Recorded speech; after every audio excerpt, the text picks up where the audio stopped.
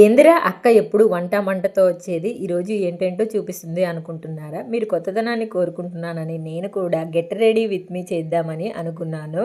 ఈ బ్లౌజ్ అయితే నేనే కుట్టానండి. యూట్యూబ్ పుణ్యమా అని ఇప్పుడు మిషన్ ఎక్కితే ఏం కుడతానో ఏమో. అయితే శారీ ట్రేపింగ్ చేసేసుకున్నానండి. దాని తర్వాత నా చెవులుకున్న గోల్డ్ రింగ్స్ తీసేసి ఆర్టిఫిషియల్ ఇయర్ రింగ్స్ అయితే పెట్టేసుకున్నాను. దాని తర్వాత ఒక హారం అయితే మెడలో వేసుకున్నానండి.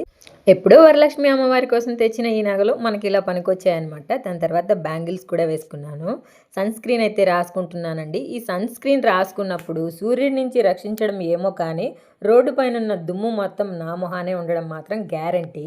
సన్ స్క్రీన్ పూసుకుంటే జిడ్డు జిడ్డుగా ఉంటుందని దాని తర్వాత ఇంకొంచెం అయితే ఫెయిర్ అండ్ లవ్లీ అప్లై చేసుకున్నాను.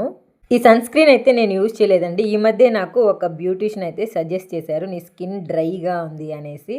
ఇప్పటి నుంచి యూజ్ చేస్తున్నాను. అది అయిపోగానే ఇంక మానేస్తాను. ఎందుకో నాకు అంత నచ్చలేదు. దాని తర్వాత బొట్టు పెట్టేసుకొని కొంచెం అయితే లిప్స్టిక్ రాసుకున్నానమాట. దాని తర్వాత నా మెడలో వేసుకున్న పెద్ద హారము మా ఆయన వచ్చి దున్నపోతు మెడలో కడియంలాగా ఉంది అన్నారనమాట. ఇంకెందుకులే అంత మర్యాదగా చెప్పిన తర్వాత అని చెప్పి ఇంకొకటి వేసుకున్నాను. అసలే నా హెయిర్ పెద్ద కొత్తిమీర కట్టంత ఉంటుంది. దాన్ని కానీ ముడేసుకుంటే ముద్దుగా ఉండేదేమో కానీ చిరాగ్గా ఉంటుంది. అందుకే దయ్యంలాగా ఒక క్లిప్ పెట్టుకొని విరబోసుకొని మల్లెపూలు అయితే పెట్టుకొని ఫైనల్గా కుంకుమ అయితే పెట్టేసుకున్నాను.